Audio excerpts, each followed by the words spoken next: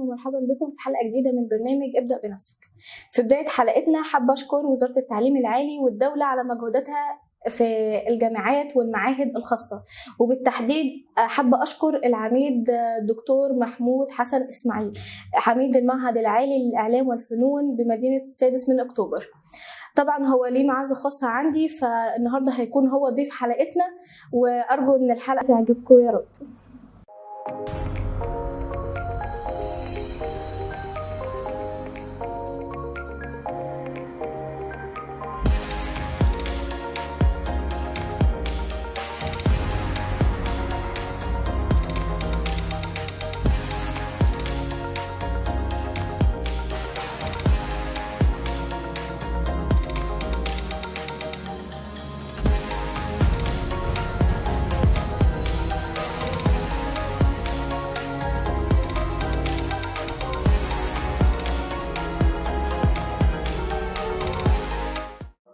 أهلا وسهلا بك يا دكتور. كنا حابين نعرف من رأي حضرتك التعليم يعني بمعنى أصح في الجامعات الخاصة، من رأي حضرتك عامل إزاي؟ بص حضرتك، هو التعليم في مصر التعليم العالي له وجهين او له جناحين. التعليم الحكومي اللي هو يتعلق بالجامعات الحكوميه، والتعليم العالي الخاص يتعلق بالجامعات والمعاهد الخاصه. وحقيقه الاثنين بيكملوا بعض، ان احنا عندنا في مصر عدد والاقبال على طلبه الجامعات او الجامعات عدد كبير جدا، فبالتالي الجامعات الحكوميه لا تستوعب هذا الكم الكبير، فانشات الجامعات والمعاهد الخاصه لفترات طويله لتساعد الجامعات الحكوميه في هذا الشان. لدينا 190 معهد عالي خاص ومتوسط، لدينا 20 معهد عالي للاعلام يدرس فنون الاعلام والاتصال في كافه مناطق او محافظات جمهوريه مصر العربيه. هذا مهم جدا لان احنا السوق العمل محتاج الى كم كبير من الخريجين. طيب يا دكتور، في ظل مثلا ما احنا دلوقتي الثانويه عامه حضرتك عارف انها على الابواب وفي دفعه جديده انها هتخش، تقدر تقول ايه للدفعه الجديده اللي داخله وحاطه في دماغها مثلا ان المعاهد مش زي الكليات، وان انا ليه ادفع فلوس في معاهد خاصه مع ان انا ممكن ادفع اكتر شويه بس في كليه؟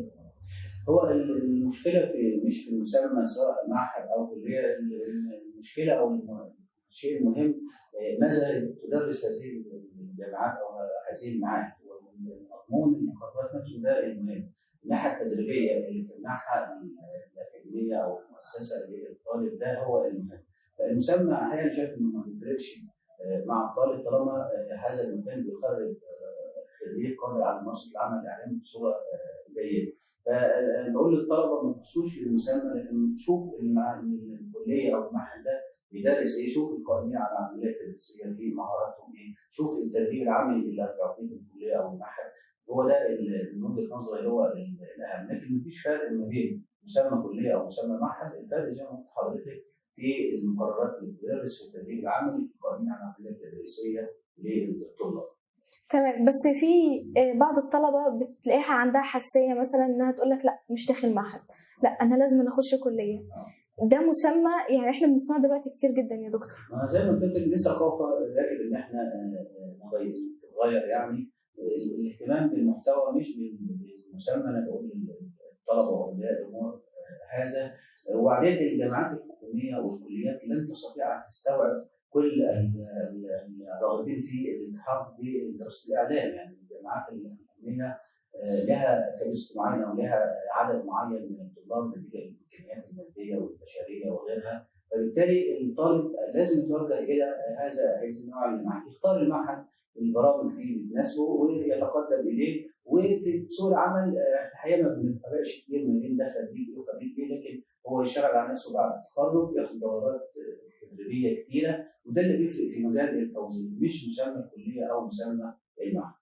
لان احنا هنا برضو لقينا يا دكتور ان في المعهد العالي هنا للكليه الاعلام والفنون ان احنا لقينا برضو يعني مثلا هنا في الجامعه بتدي برضو انها تبقى طبعا نقابه الاعلاميين ولها حقوق كتير. بعض الطلبه ما يعرفش اي حاجه عن كل ده. هو طبعا يجب توعيه الطلاب يعني ماذا سيقدم لهم المعهد اللي هو بيلتحق به.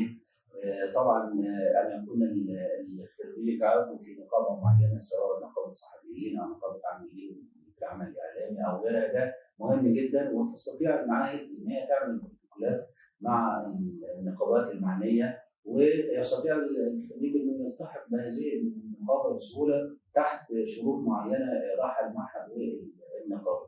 فاعتقد يعني ما فيش مشكله في التحاقه واحنا هنا في المعهد العام للاعلام وفنون الاقتصاد والسياسه من اكتوبر بنحاول ان يكون يعني خريجين ان شاء الله لهم مكان في نقابه السينمائيين في صدد عمل بروتوكول مع نقابه السينمائيين. وزي ما قلت لحضرتك الخريج هو بيفرض نفسه، اذا اشتغل في العمل الصحفي فتره وكان له انتاج معين يستطيع ان يلتحق بنقابه الصحفيين على سبيل المثال. بالظبط، يعني شغلك ومجهودك اللي انت هتحققه داخل سواء جامعه او معهد هو ده اللي هيثبت قدراتك بعد كده.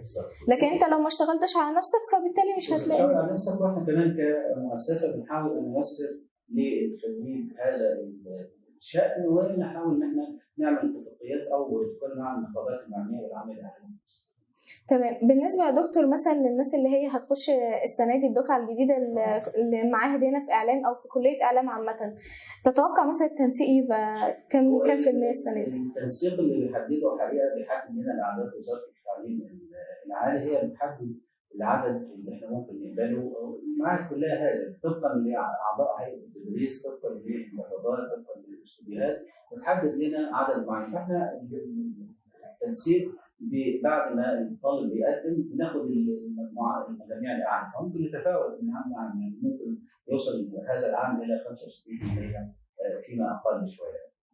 تمام. طب بالنسبه يا دكتور لطريقه الشروط مثلا بتاعت التقديم، لما طالب بيجي يقدم بتبقى ايه الشروط اللي لازم مثلا ان هو يقدم؟ زي شروط الالتحاق باي معهد عالي او باي حتى جامعه حكوميه، يكون حاصل على شهاده الثانويه العامه سواء ادبي او علم علوم او علم رياضه في العام الحالي او العام السابق. ممكن بنقبل التحويلات من المعاهد المناظره زي شروط اي التحاق باي معهد وما يعادلها بالنسبه للدبلومه الامريكيه او اي حاجه من دي كلها. ما يعادل شهاده الثانويه العامه بيقبل فيها مفيش اي مشكله.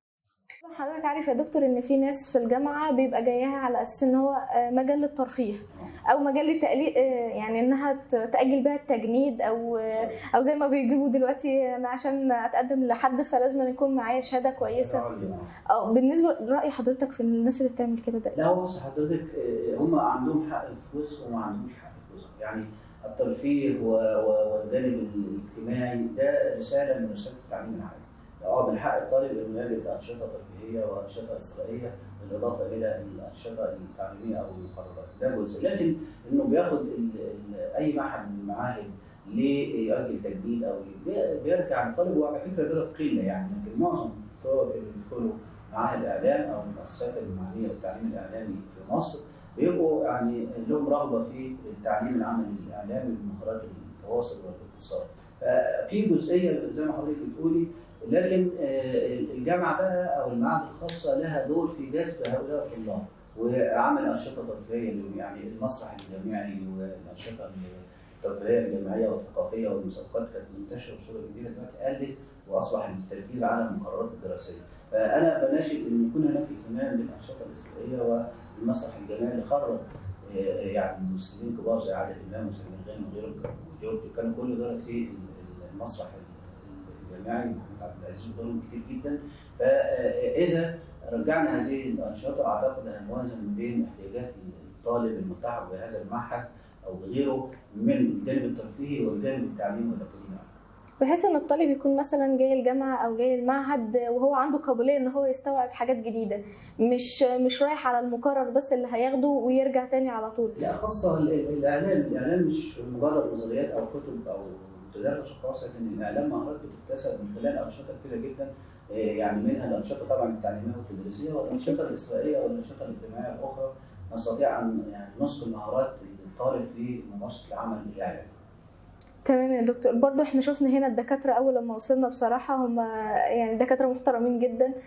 التعامل برضو مع الطلبة لأنها بشكل متوفر ولطيف جدا. اي طالب محتاج اي حاجة بيقف يتكلم مع الدكتور بتاعه او بيخش لحضرتك هنا، فبنلاقي تعاون برضو كتير. هو دي سياسة هنا، سياسة الباب مفتوح، سياسة الاحتكاك الاحتكاك بالطلاب والتعامل معهم بروح الاب والاخ الاكبر، وليس العلاقه الجميله بين معهد وهيئه التدريس والطالب، لان احنا كمان مجالنا مختلف، مجال اعلامي بيعتمد على التواصل والمناقشه والمرونه والمناقشه والراي الاخر. يمكن هذا المعهد، معهد العالي للاعلام والاقتصاد، من اقدم المعاهد الخاصه بتدريس الاعلام في جمهوريه مصر العربيه، انشئ تقريبا سنه 93 او 94، يعني العام القادم هنحتفل بمرور 30 سنه على انشائه. هذا المعهد يعني خرج مجموعه من الخريجين المتميزين جدا، واللي موجودين حاليا في قطاعات كبيره زي التلفزيون والتصوير والقنوات الخاصه والصحف ومواقع التواصل وغيرها، يعني مجموعه كبيره جدا يعني تخرجوا من هذا المعهد. المعهد ايضا بيضم نخبه كبيره جدا ومتميزه من اعضاء هيئه التدريس. عندنا هنا اكثر من 25 عضو هيئه التدريس، وهذا رقم كبير بالنسبه للمعاهد الخاصه الاخرى. تنوع القدرات وبيعطي للطالب يعني مهاره اكبر في التعامل مع سوق العمل الاعلامي.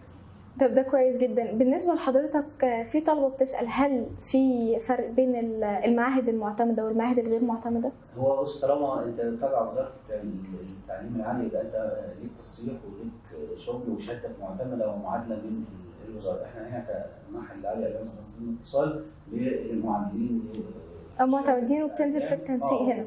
لنا التنسيق وكل حاجه. معظم المعاهد كده، يعني لازم يبقى في تصريح وفي قرار وزاري باعتماد اللوائح الخاصه بهذه المعاهد وتطويرها كل فتره واخرى، وبالتالي ما فيش تخوف ان المعهد ده معتمد او لا. في معاهد غير تبع الوزاره دي اللي بيناشد اولياء الامور البعد عنها، يعني هنقول عليها معاهد تحت بير السلم او غيره، سنتين او كلام من ده. لازم ولي الامر يتاكد ان هذه المعاهد تابعه لوزاره التعليم العالي حتى يضمن شهاده موثقه ومحترمه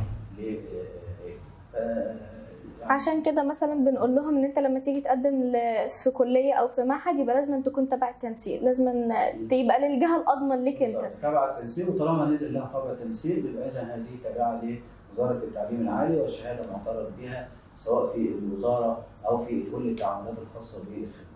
طبعا انا عجبني جدا واحنا داخلين تلاقينا في طلبه قاعده مع حضرتك وبتتكلم في مواضيع وكانوا بيتناقشوا معاك في مشروع التخرج تقريبا، فكانت عجباني فكره ان حضرتك بتبقى قاعد مع الطلبه وبتتناقش معاهم كأب واولاد، مش كفكره ان مثلا ده عميد الجامعه ما ينفعش اطلع غير في مشكله كبيره جدا فعشان اطلع. طبعا التوسط والتعامل مع الطلاب ده حتى بيعطيهم قدوه فيما بعد، لما هو كان عنده هيئه تدريس يتعامل ازاي مع الطلاب بتاعه، وبيكتسب هذا من اساتذته خاصه من العميد او القيادات المعهد.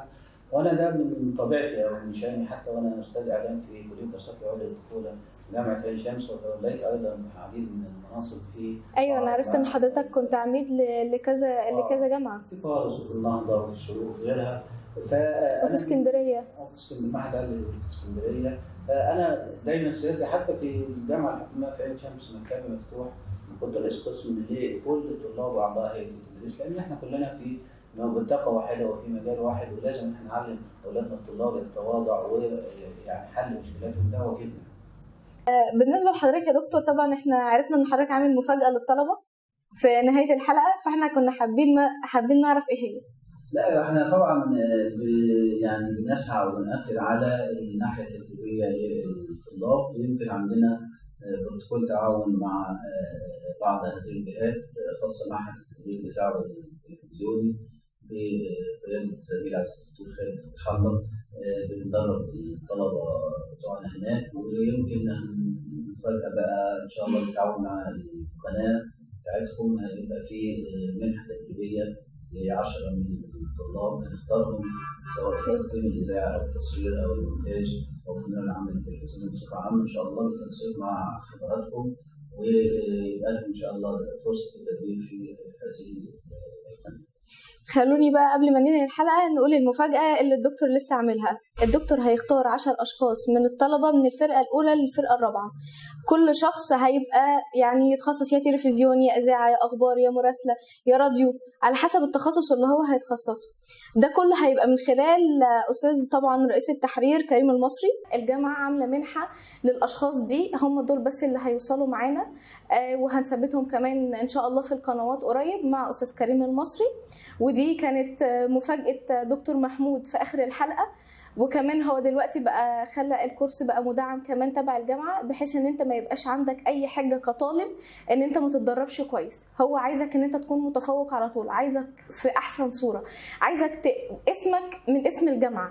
يعني انت لما تكون طالب في المعهد العالي للاعلام والفنون ب 6 اكتوبر، انت اسمك من اسم الدكتور، من اسم المعيد، من اسم العميد، كل ده بيترتب عليك انت في الاخر. اجتهد واشتغل على نفسك وان شاء الله ربنا هيكرمكم. كانت معكم أمنية علام من برنامج ابدأ بنفسك.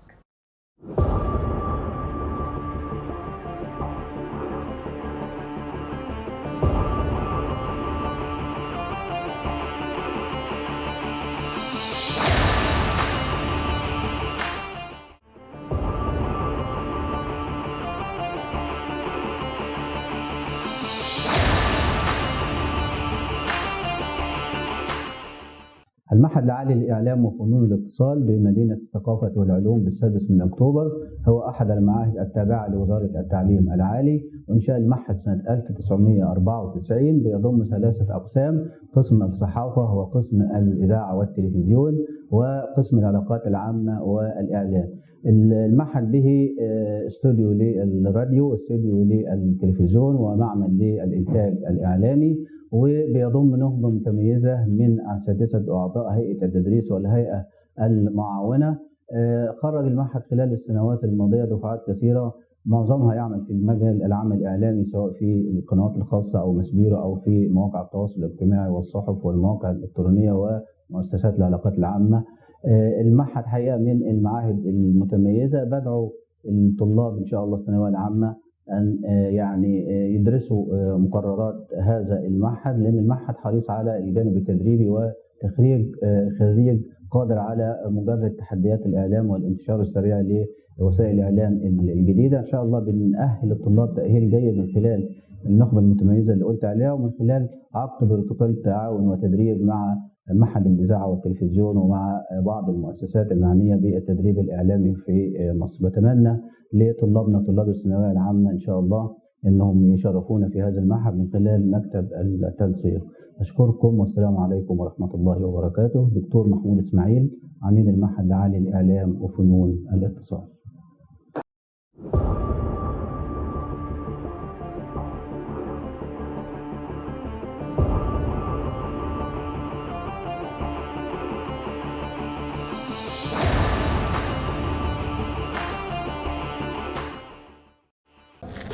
أعزائي المشاهدين في كل بيت وفي كل مكان، أهلا بكم في حلقة جديدة من برنامجنا ابدأ بنفسك. هيكون معكم النهاردة عمر رجب على مدار الحلقة، وموضوع حلقتنا النهاردة هو عن الناس الدبش. مبدئيا كده، أخبار الناس الدبش اللي في حياتكم إيه؟ الدبش ده اللي هو يجي كده وخبطك كده كلمتين على الصبح ويجي يقولك إيه؟ أصل أنا صريح، ده أنا بقول للي أعور أنت أعور في عيني. لا يا حبيبي، دي ما اسمهاش صراحة، دي اسمها قلة أدب. احنا اسفين، يعني كان نفسي اخدمك واقول لك ان دي حاجه تاني، بس كون انك تشوف حد اعور وتقول له انت اعور، لا، دي اسمها قله ربايه. بنسميها دلوقتي التنمر. بس احنا اتربينا واحنا صغيرين ان ما ينفعش اطلع على حد حاجه ناقصه فيه، حاجه بقى سواء كان في شكله، في لبسه، في اسلوبه، ايا كان. ويجي يقول لك ايه؟ ده انت ودانك كبيره، ده انت عجل، ده انت اسود يا عبد، ده انت. ايه ده؟ ليه الناس بقت صعبة قوي كده؟ ليه الناس كلامها بقى دبش قوي ومستفز كده؟ ومن الطبيعي ان الكلام ده يبقى ما بين الاخوات عادي، ويجي يقول لك ايه؟ اصل ده اخويا، اصل ده اختي، ولو ما قلتش لاخواتي يعني هقول لمين؟ ليه ما يكونش في حاجه اسمها ان احنا نحافظ على شعور بعض؟ حتى ولو كنا اخوات لازم نكون حريصين جدا على كل كلمه تطلع من بقنا، ولازم نفكر بدل المرة 1000 في كل كلمة هنقولها. ومن الطبيعي برضو ان الكلام ده يتقال ما بين الراجل وزوجته، ويجي يقول لها بقى اللي هو شايفه او اللي على هواه بحجة ان انت مراتي واقولك اللي انا عاوزه او اللي انا شايفه. ليه ما تكونش بطريقة اهدى من كده شوية؟ ونفس الكلام برضو الست لزوجها، وما بين الصحاب مع بعض، ما بين الزمايل، ما بين الرئيس والمرؤوسين. واي حد شايف ان الصراحة واكلاه قوي ومضطر ان هو يقول كلام دبش، لا، دي اسمها قلة رباية وان احنا اتربينا غلط. طب الناس الدبش دي نتعامل معاها ازاي؟ هل مثلا نتخانق وتبقى خناقه ونرد الكلمه بكلمتها؟ هل نتجاهل؟ هل نقاطع؟ نرجع لفاصل ونستكمل مع حضراتكم مع ضيفتنا صديقتي وصديقة البرنامج الإعلامية أمنية علام. سنعود. عدنا ورجعنا لكم بعد الفاصل نستكمل حلقتنا مع ضيفتنا الجميلة أمنية علام. أهلا بك يا أمنية. اهلا بيك يا عمر واهلا بالساده المشاهدين. الحلقة منورة بيك النهاردة يا أمنية. بنورك. طبعا أمنية أنت عارفة إن النهاردة موضوع حلقتنا عن الناس الدبش، إيه رأيك في الموضوع ده؟ بص يا عمر، انا ليا تعليق معين على الحلقه، بحيث ان في ناس يعني بتنحاز تحت جمله انا بهزر. يعني ممكن ان انا اقول لك كلمه تجرحك وتضايقك وتفضل طول الليل قاعد بتفكر فيها وعقلك رايح جاي معاك في الكلمه، وفي نفس الوقت تحط مسمى انا بهزر. يا ابني انت ايه اللي خلاك تاخدها بالشكل ده؟ انت دماغك مسوحاك للدرجه دي؟ كل ده احنا بنسمعه لما بنشوف مثلا حد بيكون بيقول لنا حاجه وانا ازعل منه او اتضايق. يعني لما حد يشوفك مثلا يقول لك ايه ده انت تخنت فجاه ليه كده؟ ايه اللي حصل لك؟ او حد مثلا يشوفك لابس حاجه كويسه فيقول لك ايه ده انت نضفت امتى؟ طبعا كلنا بنشوف الامثال دي. فانا لما يتقال لي جمله زي دي انا هشيل في نفسيتي، هتعب، هتاذى. فبالتالي هيكون السبب مين؟ السبب شخص قال جمله هو فاكرها ان هو هزار وخد بعضه ومشي.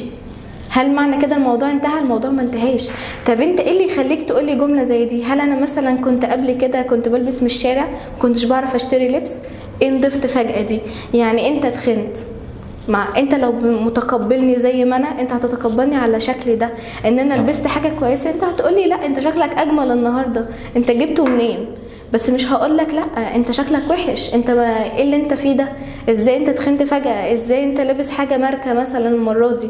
انت اشتغلت في انت بقيت في الاثار ولا ايه؟ كل الحاجات دي احنا بنشوفها مرة واحدة. بس من ناحية تانية بنقول ايه صاحبي وبيهزر معايا وعادي وما تقفش وخليك سلس وخليك بسيط وكل ده. بس من ناحية تانية اللي هو انا ما بيني وما بين نفسي انا زعلان. يعني معنى كده انا ما كنتش كويس الفترة اللي فاتت؟ او لما حد يقولك انت بقيت سالك فجأة كده، يعني كنت خبيث قبل كده؟ في حاجات كتير قوي بتحصل معانا في يومنا عامه، وبنيجي بقى بالليل في الركن البعيد الهادي كده ما انا زعلان ومتضايق ومتاثر. طب ليه؟ عشان خاطر حد قال لي جمله انا اليوم كله ما راحتش عن بالي، وهو بالنسبه له هو قالها وخلاص مشي عادي. لما تيجي انت تعاتب فيها تاني تطلع انت اللي وحش وانت اللي غلطان وانت اللي شايفه ان هو ما ينفعش، وانت اللي شايفه ان هو بني ادم غلطان وان انت بتكرهه. بمعنى اصح تلاقي حد لما تنتقده في حاجه يقولك انت بتكرهني كده ليه؟ مع انك انت ممكن تكون تقولها له عادي، اللي هو انا بحبك وخايف عليك فبقول لك مثلا تعليقي شفت مثلا عمر لابس النهارده بدله كويسه ولا حاجه، فاقول له ايه؟ فاقول له انت عارف يا عمر القميص ده لو مثلا اتبدل بابيض فممكن كان احسن، يكون بطريقه احسن من كده. اتكلم باسلوب كويس وهو هيقتنع، عكس ما اقول له ايه القرف اللي انت عامله ده؟ يعني ايه ده؟ هو في حد بيلبسها كده؟ بطلوا بقى اللي انتوا بتعملوه ده. طريقة الرد عامة بتختلف في الاسلوب. يعني اسلوبك هو اللي بيقدر يخلي الموضوع حلو وبيقدر يخلي الموضوع وحش. انا ممكن اقول نفس الجملة بس بحيث ان انا ما اجرحش اللي قدامي. بالظبط، ان احنا يكون عندنا مثلا اللي هو شعور ولا 1% ان انا بجبر بخاطرك. يعني هو جبر الخواطر على الله وكل حاجة، بس ما ينفعش ان انا اجي اقولها لك في وشك كده انت وحش. اصلا انا ما بعرفش اجامل حد، انت بتعرفش تجامل حد بس في نفس الوقت انت بتقولش حاجة حلوة لحد. هي دي الفكرة اللي احنا بنتكلم فيها. مع ان في ناس تاني بيبقى من جواها مثلا نظيف بس هي طريقتها كده مش عارفة تعبر لك انها مبسوطة بيك غير انها تقول لك ايه انت شكلك نظيف النهاردة. هي انت لو مش عارف ان مثلا من جواك حاجة كويسة ليك انت مش هتقتنع خالص. بس بتيجي بالعشرة ان انا معاشر ده. ومش شرط برضو مش شرط لان انا بلاقي مثلا ناس معاشراهم وقاعدة معاهم 24 ساعة وهم اكتر ناس برضو بيغيروا مني، فاول لما يشوفوني بحاجة كويسة يتنمروا عليا فانا اخدها اصحابي بقى وبنهزر وعادي، واصل احنا واخدين على بعض شوية فبيهزروا معايا عادي. كل ده احنا بننحصر تحت يومنا كامل. كل ده احنا ممكن نتعرض له بس في تجمع الكلمة هتزعلك وهتحبطك وهتلاقي الكل بيضحك فهتضطر ان انت تضحك عشان تمشي الموضوع. بس من جواك انت مش راضي عن الكلمة اللي اتقالت، وعشان انت شخص محترم ممكن ما تحرجوش، وممكن شخص تاني في الوقت ده يحرجه ويمسكوا في بعض وتقوم خناقة عشان ايه؟ عشان كلمه. طب ليه انا ما احتفظش بالكلمه دي في لساني لحد ما مثلا انا وعمر خلاص خلصنا تصوير، ممكن اقول له عمر انت كنت كويس جدا بس الحته دي اتك عليها الفتره اللي جايه، ما ضايقتكش الكلمه صح؟ بس لما اجي بقى قدام مثلا كلنا قاعدين في العمل وكلنا في تصوير وناس كتير واقفه اقول لك عمر على فكره انت بتعمل كذا كذا كذا كذا، ايه اللي هيحصل؟ عمر خلاص نفسيته قلت، شغفه اللي كان موجود في الحلقه روح، حاسس ان مجهوده كله ضاع عشان خاطر الناس كلها هتشوف النقطه اللي امنيه قالتها، وده مش صح. انا ممكن اشوف حاجه من وجهه نظري عمر مش شايفها، برضو زي ما انت ممكن تشوف حاجه انا مش شايفاها. الفكره كلها في اختلاف وجهات النظر، بس ما ينفعش ان انا افرض وجهه نظري عليك، لان انت برضو ليك شخصيتك وليك حياتك المستقله. مش شرط ان انا اجي اقولك لازم تعمل كذا، عادي ممكن مناسباني انا بس مش مناسبك انت. فهي دي النقطة الوحيدة بصراحة اللي أنا عايزة أتكلم فيها، لأن الموضوع فعلا أوقات بيجيب مشاكل كتير ما بين أي طرفين وبعض. تمام. طب من وجهة نظرك يا أمنية شايفة إن احنا نتعامل مع الناس دي إزاي؟ بص، انا من وجهة نظري ان انا لو شايف ان مثلا الموضوع لو زاد عن حده، ان مثلا بقت مرة في التانية في التالتة الشخص ده متعمد ان هو يحرجني، لا انا اتجاهله، مش هرد عليه، لان انا لما اتجاهله هو منه نفسه مش هيحاول ان هو يقرب يكلمني تاني. الشخص انا لو حد تجاهلني انا ممكن يجرى لي حاجه عامه، يعني انا كشخصي لو حد تجاهلني ممكن يجرى لي حاجه. ليه؟ لان انا بالنسبه لي انا تجاهلتك، انا مش مهتمه لامرك خالص. فطالما انت وصلت معايا للنقطه دي بالذات خلاص، انا لو فرضت نفسي عليك بعد كده ابقى انا شخص ما عنديش دم. دي النقطه الاولانيه. النقطه الثانيه بقى من ناحيه ان انا اتعامل معاهم ازاي، انا ممكن الفت نظره هو كمان، اقول له انا عارف انت بتحبني وكل حاجه وهمك مصلحتي، بس يبقى بيني وبينك، يعني بلاش تبقى على الملأ، بلاش تيجي مثلا تقولي قدام الناس ممكن انت بتحبني غيرك بيكرهني هياخدها نقطه قدام حد تاني يسوق بيها سمعتي مثلا. ممكن هياخدها يستغلها لغرض تاني، لو انا مثلا داخل لمنصب كويس داخل لحاجه كويسه هياخد النقطه الوحشه دي ويقولها لحد عارف هي هتوصل فين. فبقى انا كده بقى ضيعت مستقبلي وضيعت مستقبل شخص تاني. بسبب ايه؟ بسبب كلمه عابره ممكن ما فيش حد فينا ياخد باله منها، بس تاثر في نفسيه ومستقبل شخص تاني مدى حياته بسبب كلمه واحده. رخرة احنا لما بنيجي نتكلم بنقول يا جماعه خافوا 100,000 مره وانتوا بتطلعوا جمله، يعني انا قبل ما اقول الجمله اشوف انا الجمله دي هتبقى مناسبه في الوقت ده، يعني هل الشخص ده هيتضايق منها مش هيتضايق، هتبقى كويسه هتبقى وحشه، هتبقى دعمه هتبقى ضده. اشوف برضو من وجهة نظري كل ده، مش ان انا قلت كلمه وخلاص والسلام. عادي صاحبي هرضيه بكلمتين، طب والناس اللي واقفه حوالين صاحبك هتروح تراضيهم بكلمتين؟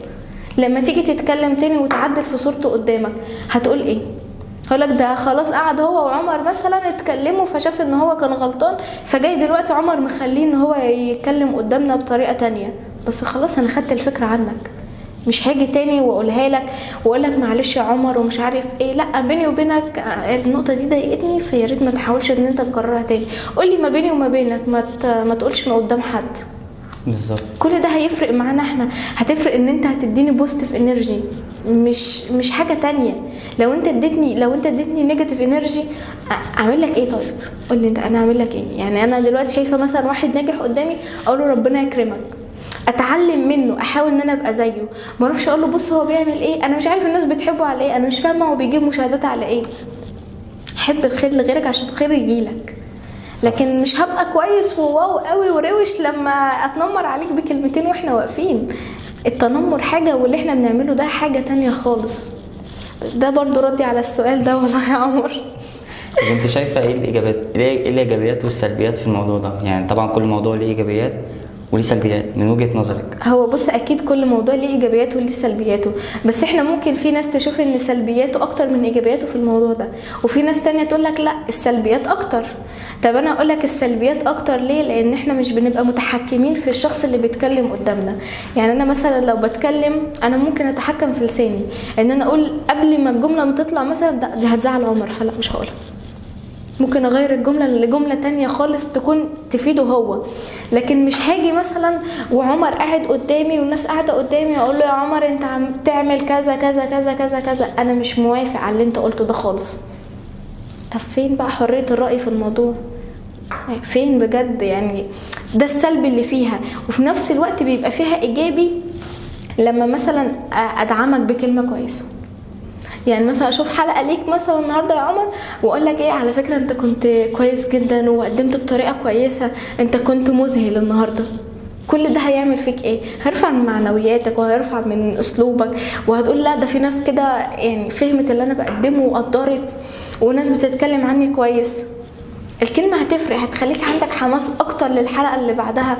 هتخلي مثلا لو لاعب كرة بيلعب والكوتش بتاعه قال له لا انت كويس بس اتك مثلا على النقطة دي، انت هتبقى مفيش بعد كده وهنتراهن عليك وهتوصل وهتعمل، ما برضو ما الكلمة دي هتفرق، هتخليه يشد على نفسه تمرينات اكتر، هيركز على النقطة دي اكتر واكتر، فهتلاقي منه فرق. غير بقى ما اقوله ايه هطلعك بره المنتخب، الكلمة دي لوحدها كفيلة ان انا لو في رجلي الكورة وهدخلها جون خلاص انا مش هلعب، انا خايف هطلع بره المنتخب، خايف اطلعها بره. هتديك عدم ثقة في نفسك كتير، غير لما تقولي الايجابي هتديني ثقة في نفسي، وهتديني ان انا خلاص انا شخص كويس في النقطة دي، بس هتك على نفسي شوية. هي دي الفكرة ان احنا بنتكلم، فلازم قبل ما اقول السلبي اقول برضو ايجابي. يعني انا لو جيت قلت لك عمر انت في نقطة 1 2 3 حلوين جدا فيه، بس في كذا كذا كذا ممكن نعدلهم عشان خاطر تبقى بيرفكت من كل حاجة. دي الفكرة احنا بنتكلم فيها، بس ما سيحش بقى ولم الدنيا ومش عارف ايه أكيد. وكل ده. بشكر ضيفتنا الجميلة النهاردة أمنية علام على استضافتها معانا النهاردة في البرنامج. وبكده نكون وصلنا لآخر حلقتنا، وانتظروني في حلقة جديدة في برنامج ابدأ بنفسك. كان معكم النهاردة عمر رجب.